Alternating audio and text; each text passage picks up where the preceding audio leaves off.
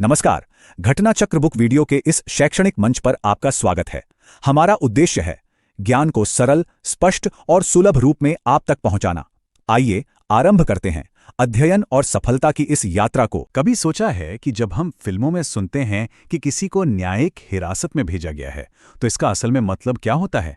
या फिर क्या जेल में अच्छा बर्ताव करने का मतलब ये है कि पैरोल मिलना पक्का है? चलिए, आज भारतीय कानूनी सिस्टम के कुछ ऐसे ही दिलचस्प पहलुओं को समझते हैं, कुछ आम धारणाओं को तोड़ते हैं और देखते हैं कि सच्चाई क्या है। तो चलिए सीधे उस टॉपिक पर आते हैं जिसको लेकर सबसे ज्यादा कंफ्यूजन होता है, जुडिशियल कस्टडी या न्यायिक हिरासत। आखिर ये है क्या और ये पुलिस कस्टडी से इतनी अलग क्यों होती है? इसे समझने के लिए सबसे पहले ये जानना जरूरी है कि हिरासत एक तरह की नहीं होती। इसके दो मुख्य प्रकार हैं। अब ये जो टेबल है, इसे सिर्फ पढ़ना नहीं है, इसे एक उदाहरण से समझते हैं। मान लीजिए किसी को चोरी के इल्जाम में गिरफ्तार किया गया, तो शुरुआती पूछताछ और सबूत जुटाने के लिए पुलिस उसे अपनी हिरासत में रख सकती है, यानी पुलिस लॉकअप में। लेकिन जैसे ही ये पीरियड खत्म होता है, उसे भेज दिया जाता है जुडिशियल कस्टडी में, जहां वो पुलिस की नहीं बल्कि अदालत की निगरानी में जेल में रहता है। हाँ, तो ये एक बहुत ही आम गलतफहमी है जो अक्सर फिल्मों और टीवी शोज से हमारे दिमाग में बैठ जाती है कि न्यायिक हिरासत का मतलब बस पुलिस स्टेशन में कुछ और दिन बिताना है। लेकिन देखिए, सच्चाई इससे बहुत अलग और ज्यादा जरूरी है। और ये जो बदलाव है ना, ये बहुत मायने रखता है। ऐसा इसलिए किया जाता है ताकि आरोपी को पुलिस के सीधे असर से दूर रखा जा सके। इससे किसी भी तरह के मुमकिन दबाव या जबरदस्ती को रोकने में मदद मिलती है और एक फेयर प्रोसेस पक्का होता है। तो इस कानूनी सेफ्टी शील्ड का असली फायदा क्या है? ये पक्का करता है कि पुलिस जज की इजाजत के बिना आरोपी से पूछताछ तो दूर, संपर्क भी नहीं कर सकती। मतलब सोचिए, ये आरोपी के अधिकारों की रक्षा के लिए कितना बड़ा चेक एंड बैलेंस है।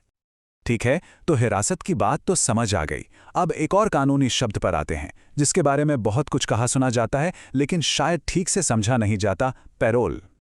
जरा सोचिए, एक कैदी ने अपनी सजा का एक बड़ा हिस्सा काट लिया है, जेल में उसका बर्ताव भी बहुत अच्छा रहा है, तो क्या उसे अपने आप पैरोल मिल जाएगी? ये एक ऐसा सवाल है जिसका जवाब कई लोगों को हैरान कर सकता है। कानून के हिसाब से इसका जवाब है एक साफ नहीं।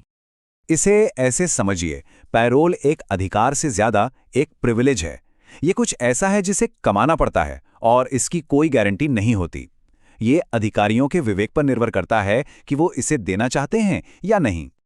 तो जब भी पैरोल की बात आए तो बस ये याद रखना है, ये कोई गारंटी नहीं है और इसके नियम हर राज्य में अलग अलग हो सकते हैं।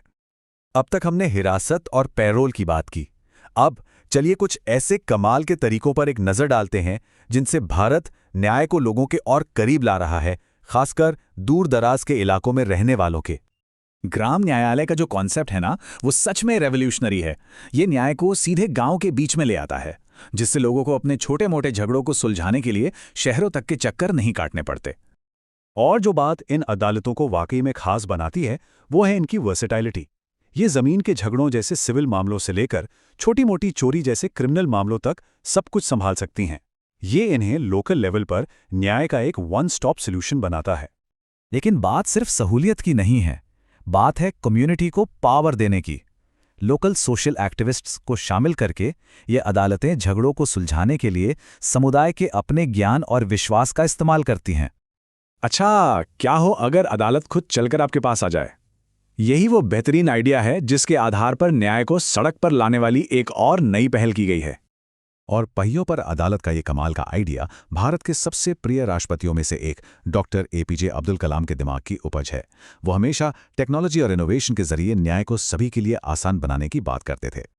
ग्राम न्यायालयों और मोबाइल अदालतों जैसी पहलों के साथ भारत न्याय तक पहुंच में एक क्रांति ला रहा है। ये हमें सोचने पर मजबूर करता है कि न्याय को सचमुच हर दरवाजे तक पहुंचाने के लिए अगला बड़ा कदम क्या हो सकता है। टेक्नोलॉजी इसमें क्या भूमिका निभा सकती है?